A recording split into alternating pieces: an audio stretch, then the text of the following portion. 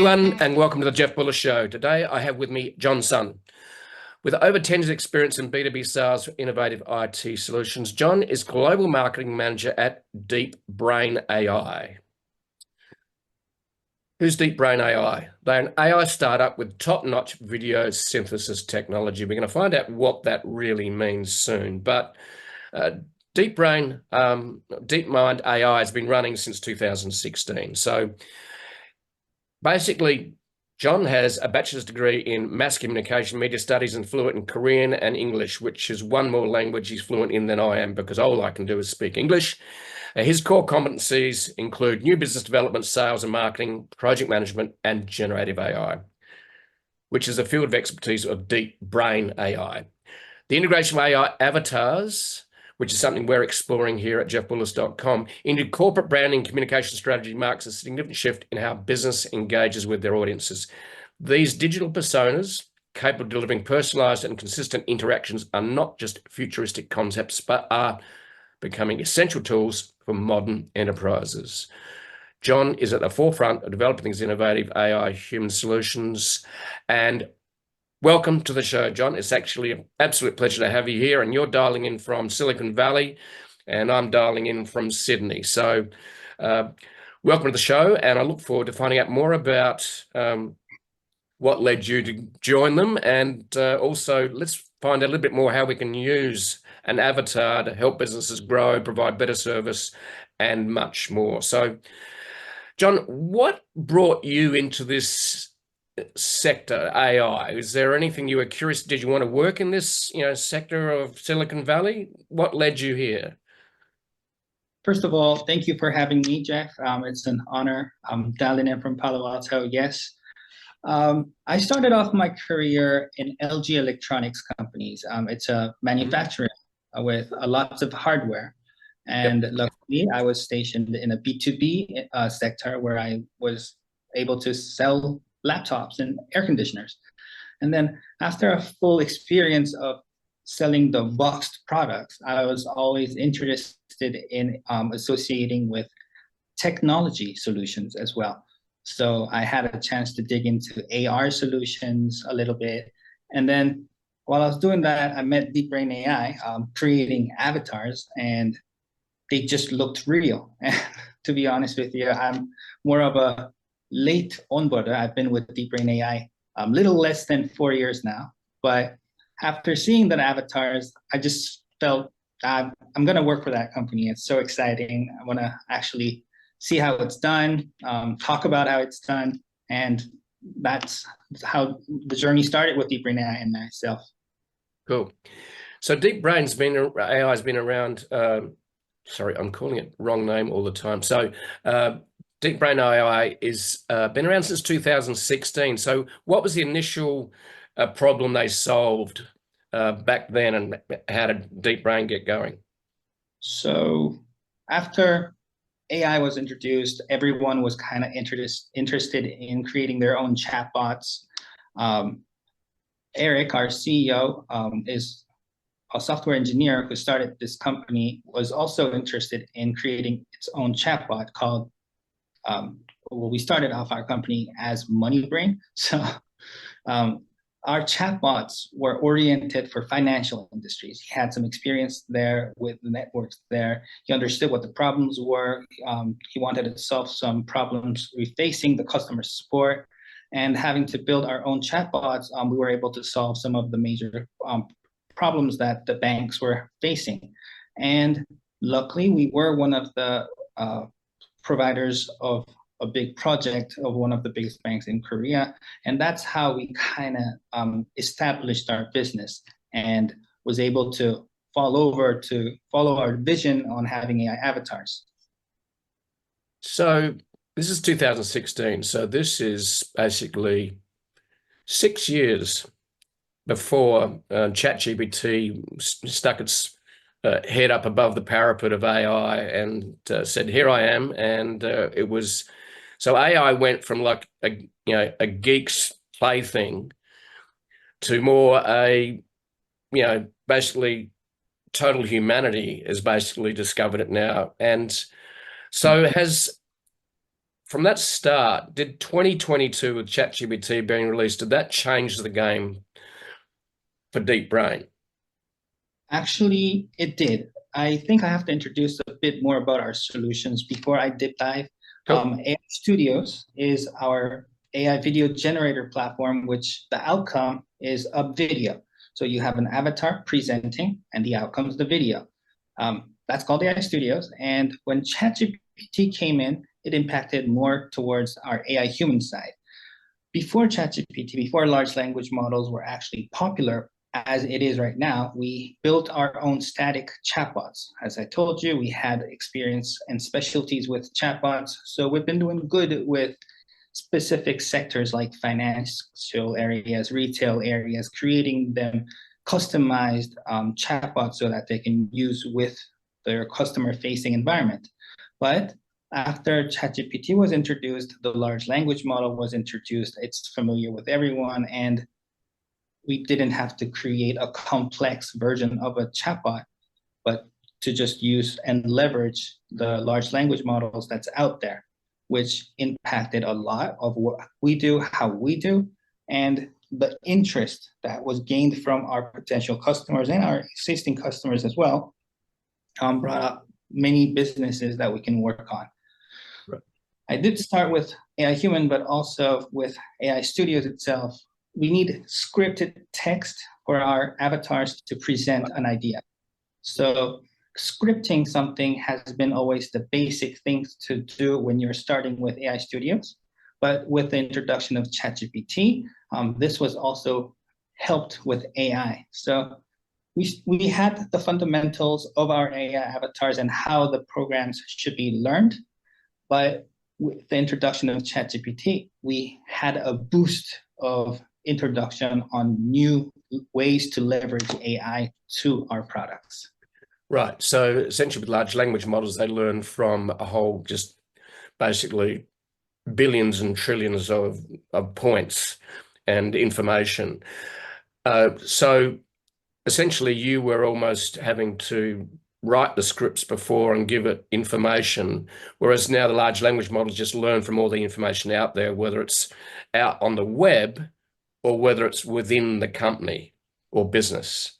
So a little bit, let's dive into that a little bit in terms of, so essentially you are now, how do you train your AI avatar and AI studio? How does your platform train on content, both within a company, and does it actually go and train itself on the larger web to actually add to that? Because what's happening with large language models and training is it's very expensive.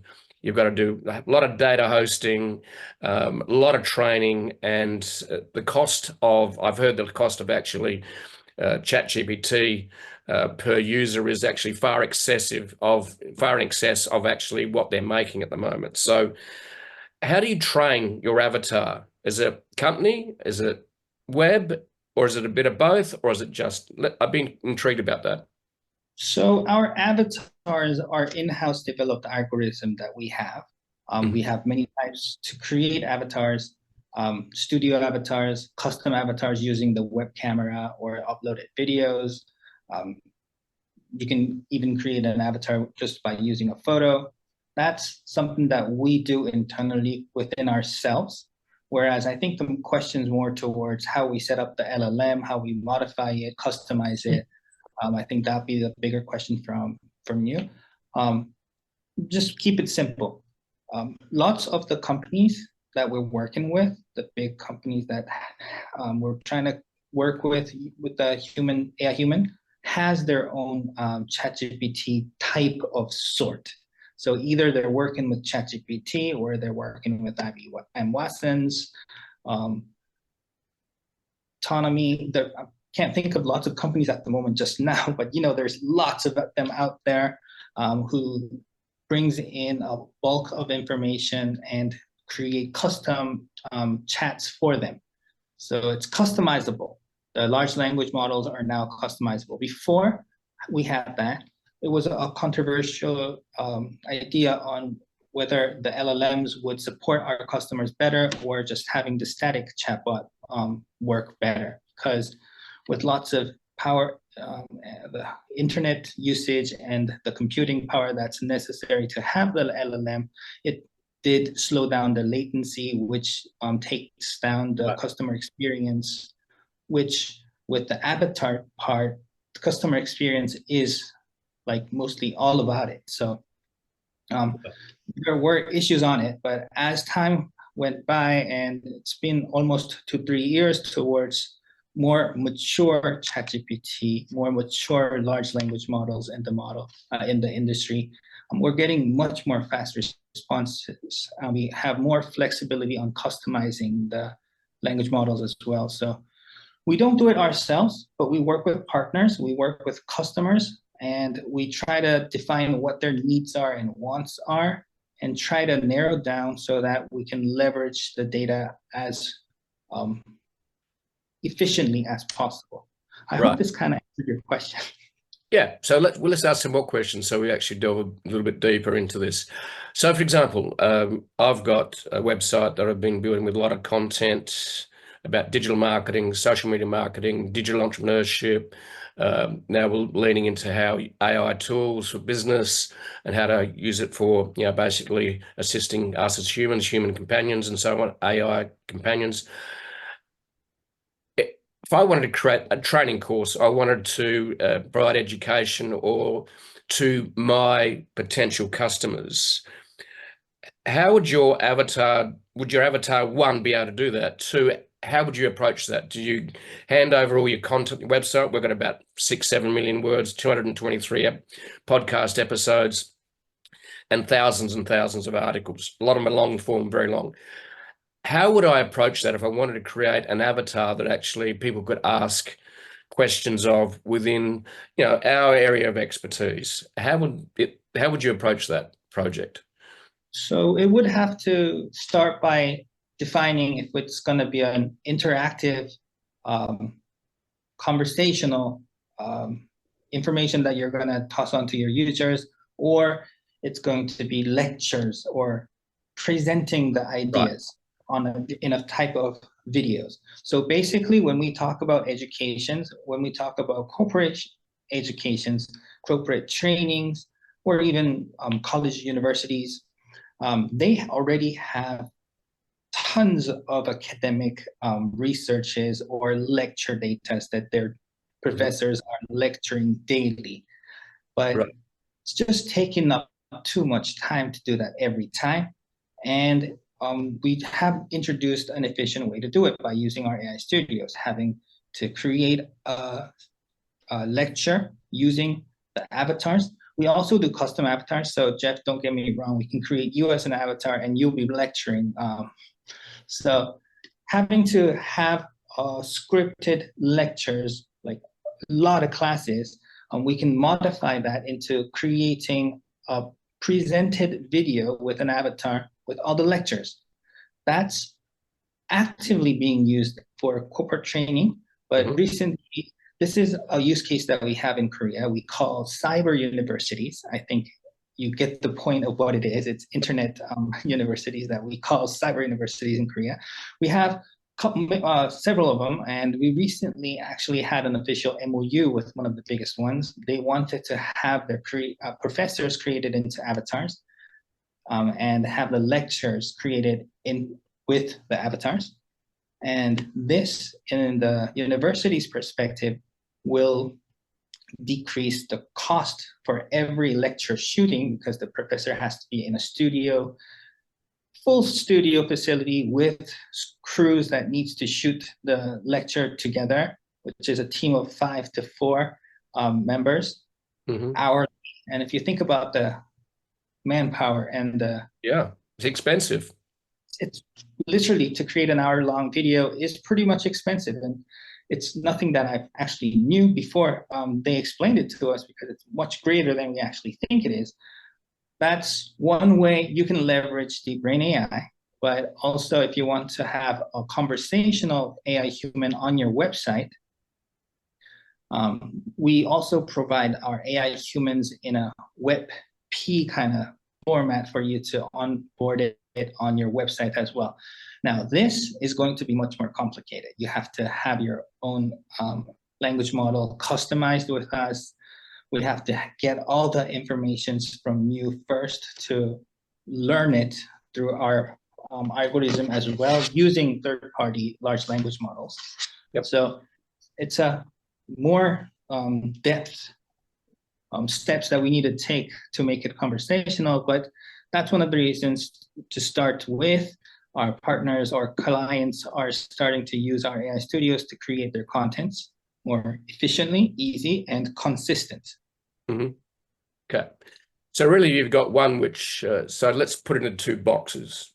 First box is more a scripted, recorded, with a lot of structure around it for specific training on a topic, because the topic has, these are the sort of things you need to know if you're going to be, you know, a digital marketer. Here's the things you need to know if you want to be a psychologist. Here's the things you want to be if you want to be a historian, right? Whatever it is, right?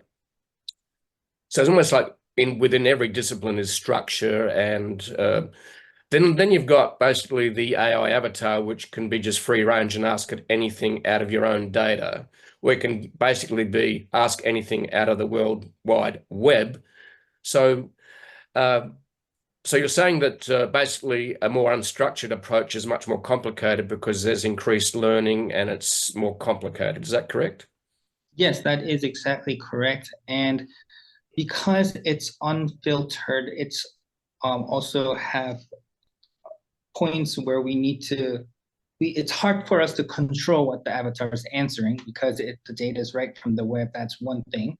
Also, our avatar's core technology basically is video synthesis. So the LLM models create the text, feed it to our avatars, and we video synthesize it. And then that's how our avatar is giving out the answers. So if we have the same answer cached, we can fasten up the process. We can also save up the usage of data and everything because we have it synthesized at one time.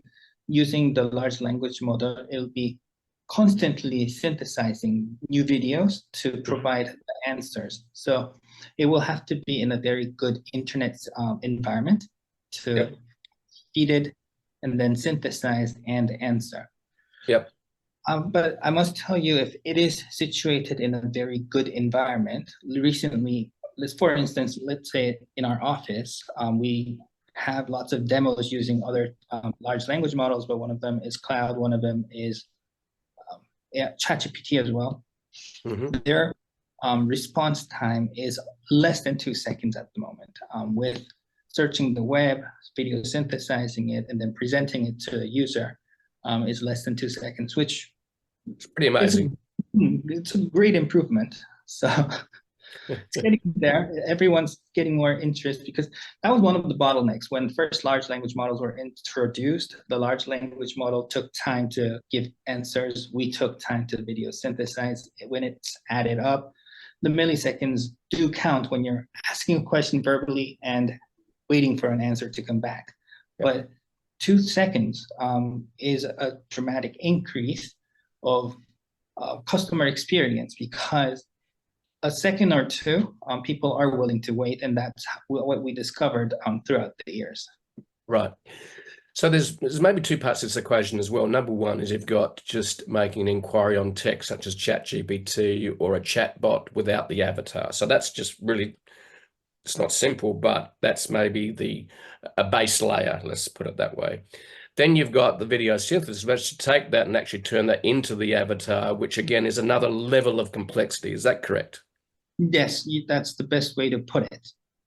And that's one of the reasons we kind of position ourselves as a gateway for human with AI technologies, because AI avatars can be in front of actual people, acting as a gateway to all the other possible AI technologies. So if the script is fed to the avatars, we can deliver. But from the back end, us being a startup, we're able to work with lots of variety of solutions that's released yearly. We're experimenting this and that every day. And that's, I think, one of the most exciting parts to work with DeepBrain AI, because we have our avatars as a gateway, but on the back end, we're trying to implement this, that, and that to deliver the newest and the finest technology to our sectors, which we consider financial fields, retail fields, education fields, entertainment fields also. Yep. And that's what we're trying to do here. Right. So let's go back to the example of a cyber university. You've got very structured training. So let's say that you want to move on to, all right, so here's the professor, ask him anything, okay, for example, rather than being constrained by the structure of the lecture or lectures or the course. But it's good to have structure, isn't it? Because it's basically like a guide to take you through a certain level of expertise or you know, a pillar of learning, if you like. So as you sort of intimated, that this is maybe two different things and one's more complicated than the other. So let's say an organization is got a whole bunch of data and information and got a lot of training, but on top of that, then some things are changing all the time because we're in a very fast moving AI world now, very fast moving, you know, global web that is being updated both with shit and great stuff, right? So this is the other challenge, I suppose, is trying to sift the crap out of what's really the gold. So do you, when you're working with a corporation, let's say a bank or something, that you want to provide customer support, that would be constrained all within the actual data set of the company itself, wouldn't it?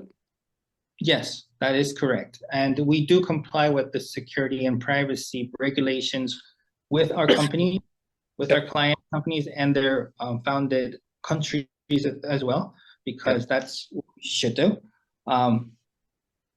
And yes, sorry about that's how it's done. Yes, we take us that important as well. Cool. So let's say I wanted to create a training course. Okay, there's a lot of online digital training. Education really hasn't changed much in the last 2 or 3 centuries, right? Universities have been around a long time, and everything's been basically built upon a certain structure and a certain way of doing things and a certain way of verifying. And so whereas today information is changing fast, and so does your platform help companies who have a certain level of expertise or have a lot of content? Can it help them structure that free range content within that, I suppose, boundaries of expertise into courses, or basically that's not able to be done yet? Because that's to say I want to create a course, all right, I want to train some people. Do you guys enable, does your technology enable people and organizations to create courses out of free range data? I would say partially yes. So we started off as just text to video with an avatar. Now our users increasingly, after using our studios, people would want more additional features to us. And that's what we're currently very oriented to providing. So recently we did provide a feature called Docs to Video. It's, as it's named, if you upload, let's just say you have a PowerPoint document that's already there that you had for a while. You wanted to create a video with it, but you didn't script it, you didn't do anything about it. It's just the PPT file. Yep. If you upload it into our AI studios, we automatically, using the slides that you have in your PPT, create a scripted presentation. So in that sense, it's a yes. But because how AI works at the moment, you will need to modify. We would like to say that upload PPT, export it, you have a complete video. We will do that pretty soon, but this is me trying to be just very honest. We provide the function. This will help you increase the efficiency of creating the actual video, but you will need to additionally add a little touch, human touch, so that it's smooth. But that's where we're going towards. We have prompt to video. We have URL to video. These features, what we're trying to do is, sometimes people don't even know what to create, but everyone's trying to upload their own videos and clips on their social media. They just sometimes just come to AI studios and try to build something using the avatars, but just don't know what to write about. Then that's one of the reasons we created prompt to video, is just give us a prompt, any short sentence, and we'll just create the video automatically for you. That's one of the features that we provide for our users, which can be, because our avatars are portrait rights free, IP rights free, we contracted each library models that we have for commercial uses. So basically a user can come in, pick an avatar they want to star, write a prompt, use like selective templates that we have on our library, and generate. And then you'll have a 30-second or minute-long video that you can upload on your social media. So I know this became a little off topic, but that's what we're trying to do in DeepBrain AI. We're trying to we're trying to provide a good solution for users to create AI-generated videos. But also on the way, we found out that the users just don't know how to create good videos. And that's one of the reasons we're introducing new features like prompt to video, URL to video. URL to video is very interesting, and we personally hope that it's more used in e-commercial industries as well, because let's, for instance, say you have a product on Amazon, you have that URL, put it in our AI studios, we will crawl the page information, the images, the data, and everything, and we'll create a product video for you. So that's right. Right. Okay. So I think I'm starting to understand basically the issues and also the opportunities a little bit more now with your platform. So, for example, we might have the ultimate guide to email marketing.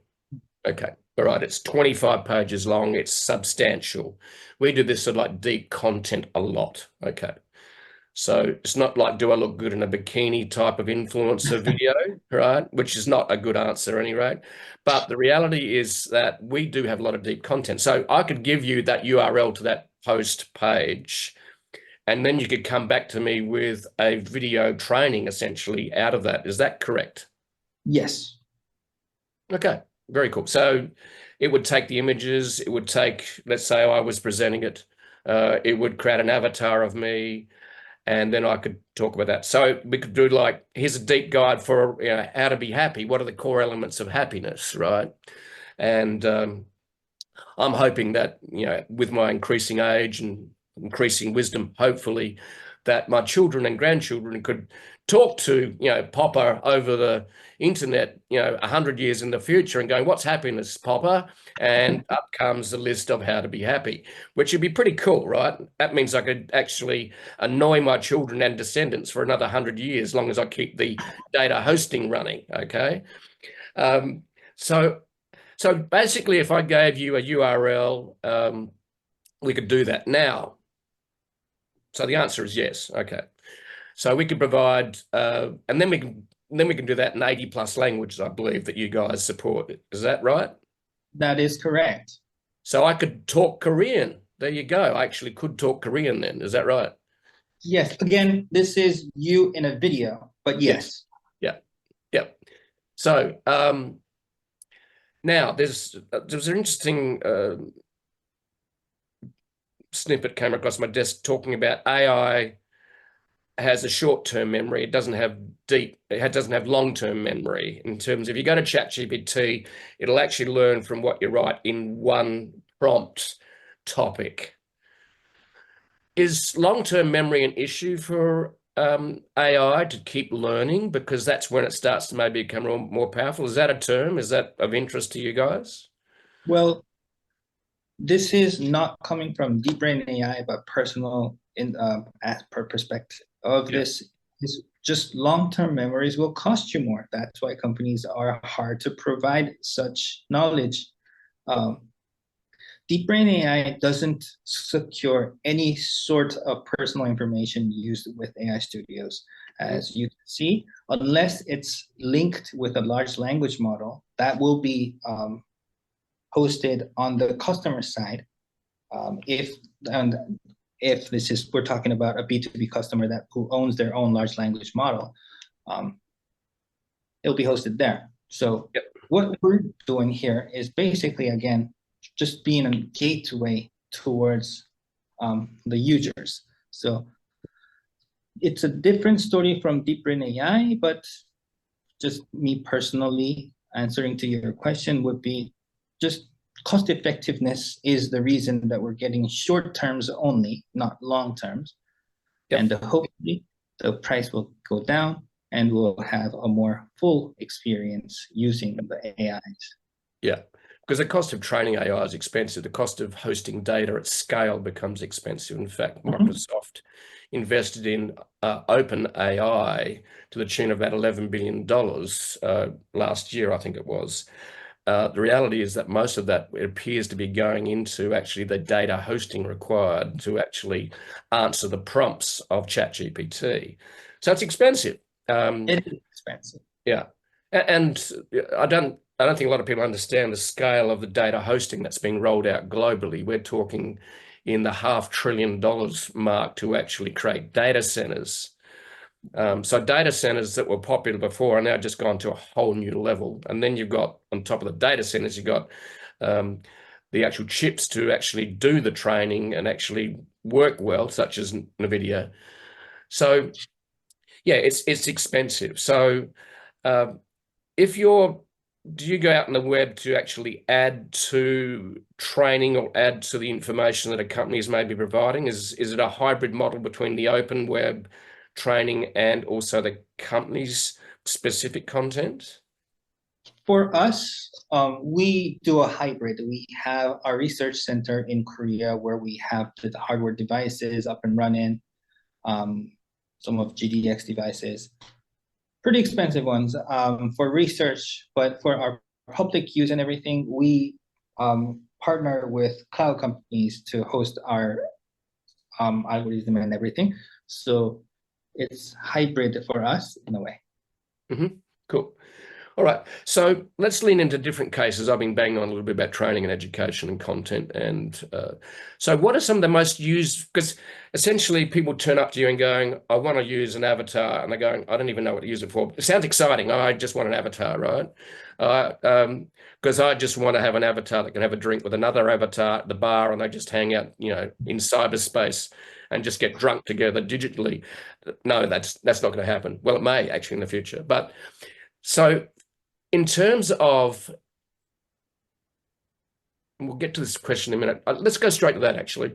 So a lot of people don't know what they don't know, because this whole AI and ChatGPT and chatbots and how you can use them, people are still working that out and they're overwhelmed. They don't know where to start. So let's go to, where do you start with using, DeepBrain AI and the avatar? Where do you provide guides like this is what you need to do, or this is a range of things you can do? Because you've got a whole, on some of your use cases you've got here, which I'm just going to bring up. You've got training education, you've got e-commerce, news media, brand ambassador. In other words, basically virtual brand ambassador, by the sound of it, social media and customer support. So you've got some really interesting use cases. Now, do you provide a guide to help people go from confusion to a good idea? In other words, from overwhelmed to actual, God, that's what we should be doing. So as I mentioned earlier, that's one of the reasons we're introducing prompt to video, URL to video, docs to video. We want to provide efficient ways for our users to create videos they want. Now, if you don't have a want, that's a problem. So we also provide them with lots of templates that they can choose from to create videos. That's important because seriously, sometimes people just don't know what to start with, but starting with a template, picking an avatar, thinking about what you want to say in this video, it's a flow. So that's one of the supportive ways that we support our users. But I think your question would be more appropriate when I answer it like this. When AI Studios first came out, one of our first customers were broadcasting companies. They had tons of news articles that they can't cover within their primetime news time. Yep. But their news is that's getting lost or going up on social media, but it's not getting the views. Yep. So MBN is one of the first users to have their franchise anchor created into a studio avatar. It's a little different from what we have at the moment as custom avatars. It's more personalized avatars that we're providing. We call studio avatars. It's more professional usage avatars. We have the actual people come into our studios, have a recording session. It takes about half day or so. They read scripts. We use that data, create a sophisticated avatar that's more like with high quality. And these avatars with MBN is now being used to use the news that's not touched down on the primetime news, but it goes onto their YouTube channels. And because the franchise anchor has the popularity and the viewers identify her as a famous figure, they get more views. And that's one of the ways broadcasting companies started to use our avatars. Well, okay, cool. Yeah, that's really cool. Look, so that brings up two things to me. Number one is you can actually produce. You don't have to wait for 12 o'clock news to actually watch it, which is old school news now, right? We want news now. We want to find out what's happening with, the US elections and the debate that's going to happen in a couple of hours, for example. So that's, it's a certain time. But what you're talking is almost overflow content, too much content that can't fit into prime time. So this is where it's basically information on demand, streamed to you, but done. Then this is the other part that's interesting to me too, is that this is the mix of human and machine, where the human who has the credibility, the anchor, is basically being replicated as an avatar and then presents that information. So what we have is credibility meets streaming and availability and ease of use. Is that correct? That is exactly correct. And I do want to add by saying the Cyber University case once more. The lectures are created using AI Studios. It gives more free hands-off time for the professors to research their academic fields more, which will enrich the lecture quality again, and then it will benefit the students also. So what we're trying to do is we're not trying to replace the human power. We're trying to empower them, enforce them to create a more efficient ecosystem, how the avatars can act behalf on the real person, providing the real person, specialists in this case, more time to do what they're good at, and then again feed better information to the avatars so that it delivers to the viewers promptly as it can. Yeah. Yeah, that's really awesome, because I think the challenge with a lot of people with AI, they think that machine is going to take over. I think that is what we call replacement. AI is your replacement. The reality is that AI should be your enhancement. And what we're doing is that you might be an expert in your field, you know the right things to ask, and this is where an expert with the machine at their side, the AI at their side, can use that to actually add the latest information on research on, open heart surgery, for example, or something like that. So essentially, this is where we get amplification and enhancement of the human. And on top of that, the other thing to talk about, which I find fascinating, is to do an avatar of the news anchor on a news site, which then becomes, okay, credibility meets technology and streaming, and allows people to get information anywhere, anytime. That can be actually, and we go back to the Cyber University thing, but actually can be updated in real time as well as new research hits. Because, for example, there's maybe 20 universities or 20 research labs or 100, investigating a certain type of cancer or a different treatment for heart surgery or whatever, or fixing the climate problems, right? The reality is that by using the machine to actually update the expertise, you're actually really accelerating learning and also adding to the credibility by providing the latest information. Because, like you might have a problem with, I'll go back to health again, that the latest research in America has not been shared with the professor in Australia or Korea. Whereas there's some really good treatment. In other words, you don't have to die from this disease. There's some treatment over here, but we haven't heard about it. This is where it starts to get rather exciting, doesn't it? In terms of the enhancing them, machine enhancing the human. If you became my speaker, you read my mind. So one of the things that we slightly covered was the language part. Now we have companies, global companies, with lots of operations everywhere in the world, and we employ employees locally as well. Sometimes language is a barrier, especially in a retail environment, in a customer-facing environment. It's more localized than the back office. So giving them instructions, trying to train them has been the biggest hurdle for big companies for the longest time.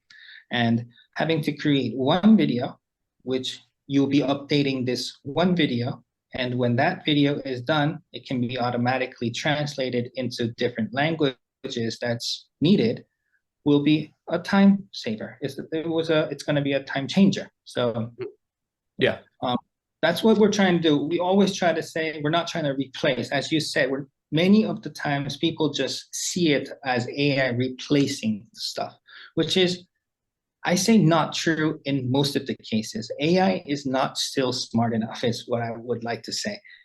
But it definitely helps people everyday life, and it enhances you. And that's what we're trying to focus in, and that's what we're trying to do. Yeah.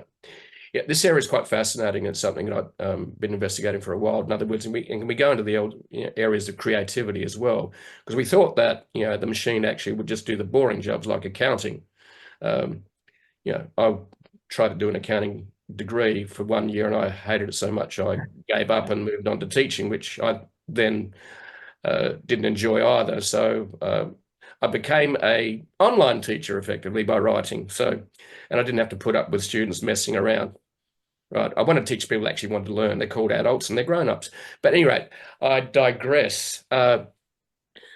So in creativity, there's two schools of thought. Like you've got the creatives that feel that the machine can write, an article better than me. The machine can do art better than me, can do a video better than me. Then so that's sort of like, that's why you had the Hollywood writers strike. Okay, AI is going to take over. And they just wanted more money as well. So then on the other hand, you've got, AI artists and other creators going, I reckon, AI could help me actually come up with some really great ideas and I could produce something really fantastic that is an intersection of humanity and the machine. Because the challenge I think we have as creators and as humans is we get trapped in our past templates and walls of thinking. And we have trouble thinking outside the box, which is a cliched term. But the reality for me is that I think to actually welcome AI as an enhancer and amplifier of our humanity is a better place to start. So you got those who say, I'm going to enhance AI, I'm going to actually embrace AI, and I'm going to use it to make me better and more creative. Whereas the others go, oh, my job's going to be lost to AI, I'm going to cry in the corner. So it really comes down to the attitude, isn't it, to AI? I would just personally say yes, but it's a hard topic to discuss at the moment. But as a person who's working in the AI field, I hope that everyone feels the way we want them to feel, getting helped by AI, because that's what we're trying to do. Yeah. So since we're talking about somewhat controversial stuff, one of the things with DeepBrain AI, the hardest things that we had was us being compared with deepfake technologies. Because we're creating videos, they think, many of the people think that we are using the deepfake technology. But the basic of deepfake technology is distorting an existing video, whereas we're generating new content. And since deepfake videos have been creating lots of issues for a pretty long time, and greater issues recently, it's always been a disadvantage for us. So what we decided to do is now we should create a deepfake detector so that people can actually benefit by using our solution to detect if this content was created using a deepfake technology or not. So it's another thing that recently we're very delving into. We have the Gen AI platform on SaaS that people can create contents with. But on the other end, since we've been compared with deepfake so much, we decided to provide a solution that actually detects it for them so that they know if this is a content that's created by deepfake or not. Yeah, exactly. And I think that brings up the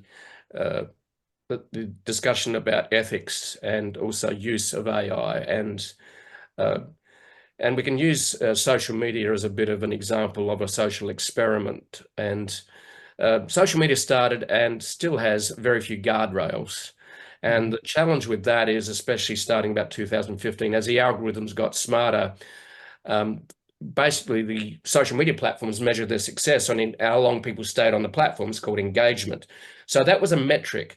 What they discovered was by putting that algorithm in place, it actually then surfaced stuff that got a lot of people's attention, kept them online because it drove hate, division, separateness, drama, because that's what engaged people, right? The most base elements of being human were actually amplified. Now, the problem is that that horse is almost bolted, but maybe we need to actually bring it back to the corral and shut the gate a little bit on this. So there's a new book out just released today by Yuval Harari, who wrote *Sapien*. His new book is about human networks and communication over the millennia. And I'd be interested in your thoughts on this. Is that I think creating an avatar of yourself to scale you is not fake. It's actually just amplifying you anytime, anywhere. But on the other hand, then we come to the problem which Yuval Harari is worried about, which is basically we should maybe ban anyone creating a video of anyone else without their permission. In other words, that should not be done. I'd be interested in your thoughts in terms of AI guardrails and what you guys are doing. And one of them you mentioned was an AI deepfake detector. So you must have a lot of discussion about this in the office, I'm sure. Of course, it's a topic that we always talk about. And that's also one of the reasons we try to provide as much diverse library studio avatars as possible, because people still sometimes have frights on creating their own avatars, just because it's not a familiar part for them yet. So to start with, we started with studio avatars, and that's what we're still providing. We provide 200 and plus avatars in different outfits, different races, different nationalities, different languages. We try to have as variety of avatars as possible. That's number one. Number two, it's very hard to cross-check whether they're using their own picture or not.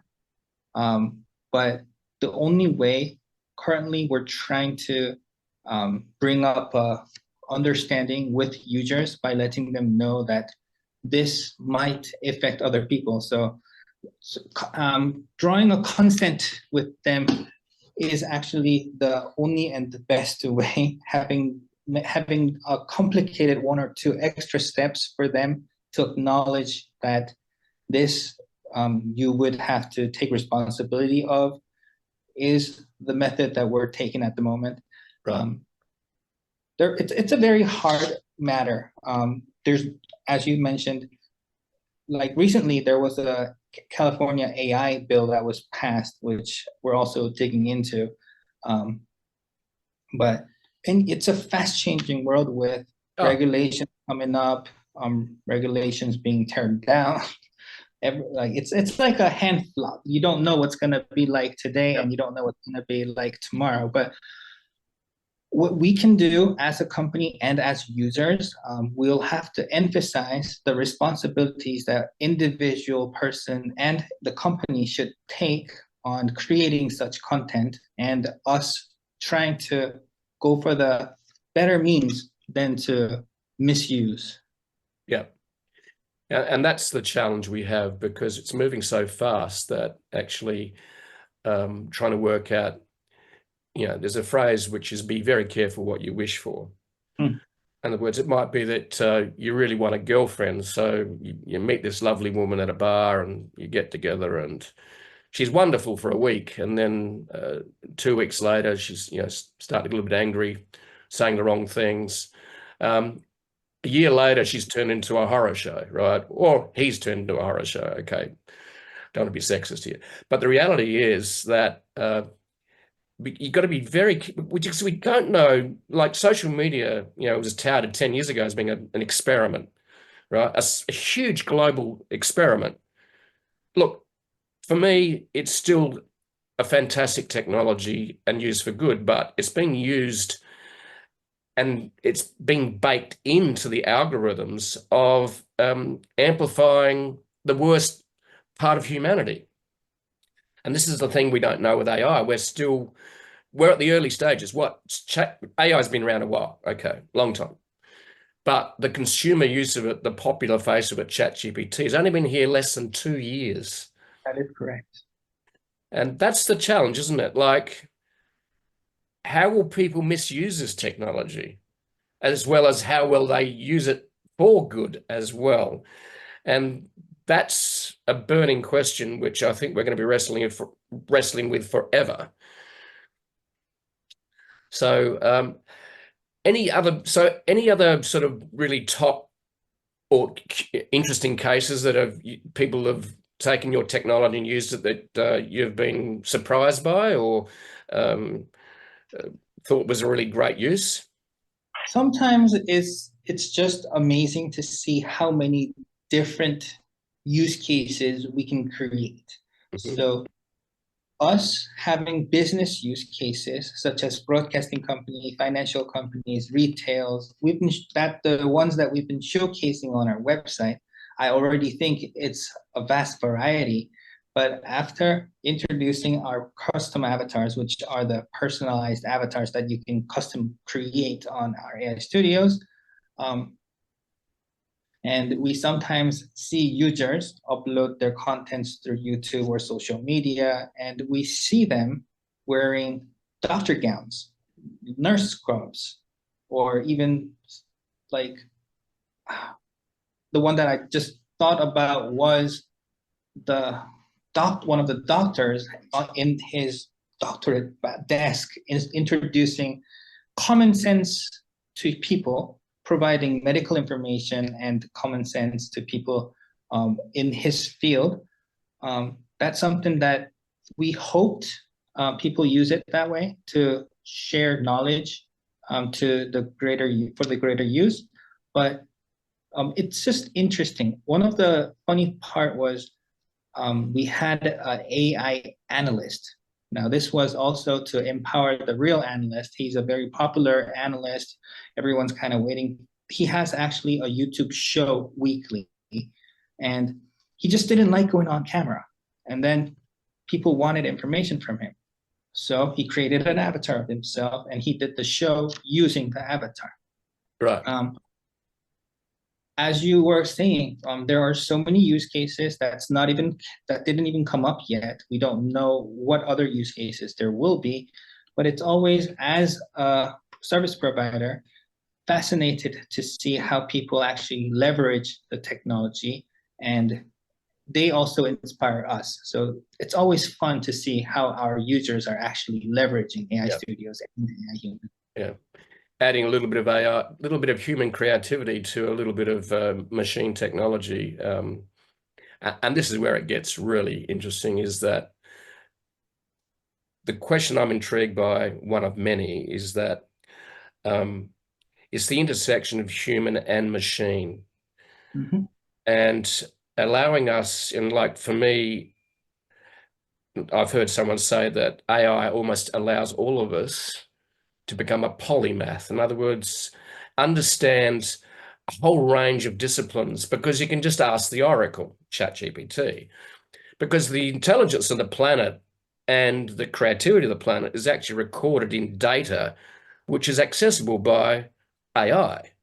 So essentially, I can ask, give me some ideas on this topic, uh, write an outline on this topic, and it'll actually produce a great outline of what is best case for email marketing, right?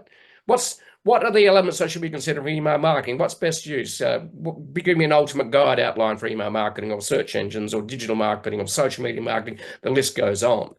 So for me, my attitude to AI is very, how can AI help me be more? How can it help me be a better person? How can it help me learn faster? Um, come up with different ideas, which it does. And I continue to be blown away and overwhelmed at the same time. So I'm going to ask you a question in terms of, I'm going to go back to education a little bit and training because it's a little bit of a personal uh, passion of mine, but more online than in the classroom.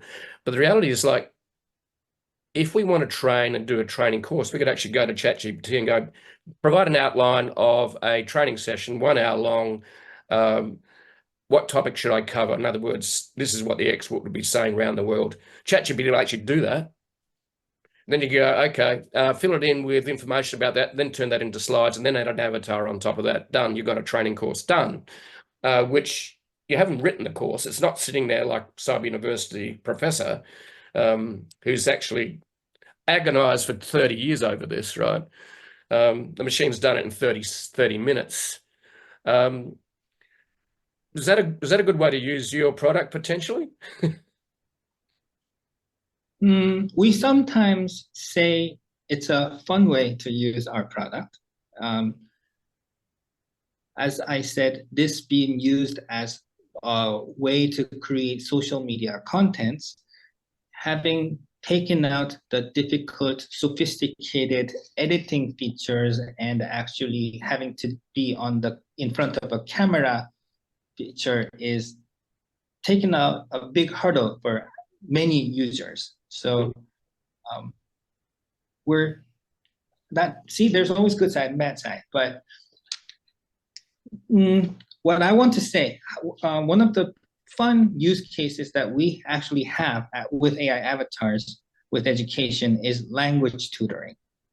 And Right. because in Korea, learning English is a big thing.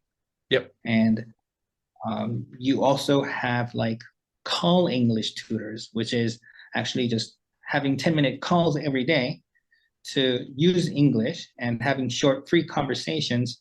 And by actually language, you have to speak it to earn it. So that's a very good way to get English to you. But with avatars, you have a facial interaction, you have a conversation with an avatar, which will help you practice language, and it will ask you questions, it will answer. When you provide an answer, it can also evaluate you. Correct you. Correct you. But also as a user, having a target to talk to would just be one of the best things to have. Cool. So creating ChatGPT generated lectures, creating videos using that, and selling it as a lecture. Is it ethical? I would have to say no to that, but that's also a way for people to gain. That's one of their skills that they can leverage, but I would also like to focus on many other ways, better ways. And that's, again, what AI Studios is trying to provide, have good ways to use AI and share it for the greater use. Cool. That's it. In other words, use AI in ethical ways, and the trouble is ethical becomes rather murky because a lot of I think Mustafa Suleyman said the web is open range and free to be used to do anything. And he's actually the AI head of Microsoft. So that was rather interesting. So anyway, so last question. If someone came to you and going, okay, I want to create an avatar of me, what's the process with you guys? I know you've got different levels of creating avatars, such as bring people in the studio, record them. Can you actually use online video of them, such as me on a podcast, to actually train the avatar, and other videos as well? And then, so actually answer that question first, then we'll talk about how would you work with someone if they come to you and go, we want to start? We have, for custom avatars to start with, we have studio avatar and the personal avatars. The personal avatars, you can record yourself using a webcam on your computer. You can also upload a short video file that will be used as you. We will try to use that video clip and just modify the lip sync of that so that you can provide other scripts for that typical video to speak. Otherwise, the professional avatars, that's studio avatars, should be done in a studio, which does take up about a month or even two sometimes, depending on the quality of avatars that we want to produce. And yes, so sophisticated way, the studio avatars, you actually need to be in our studio. You have to have at least one or two recording sessions to create one avatar, or the easy way, which we call the instant custom avatar, which is doable with your laptop. Right, cool. So that's the first question. The last one I'm curious about is, you got people that turn up confused and overwhelmed going, I just want to create an avatar because I think it's a good idea. Then you've got someone come to you with a particular case like customer support avatar or whatever. So in terms of, you've got pricing models, I think it's starting with $24 a month billed annually and $72 a month billed annually. And then you've got enterprise custom pricing as well. So what's the process of onboarding and creating an avatar? And then things like, how do they train how do you learn from their content? For example, they bring their own box of content to you, just like I would have like 3,000 or 4,000 articles, 7 million words, and 223 videos. What's the process to onboard someone and create an avatar at a simple level? At a simple level. So it's AI studios as a tool. We have different tiers depending on the possible usage. You can upgrade your tier as you go, but basically it's based on how many minutes of videos that you'll be creating. And we have personal and team plan, where team, you can collaborate with other team members with the same workspace is one thing. Again, it's dependable on how many minutes of video that you're expecting to create. Otherwise, the platform's there for you to use. You can upload as many PowerPoints or documents that you have up there. It's just the end synthesized minutes of videos that we count.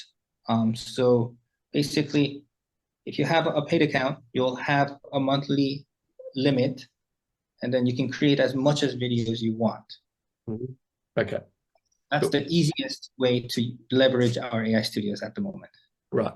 So is it an onboarding cost followed by the monthly, or is it just the monthly fee?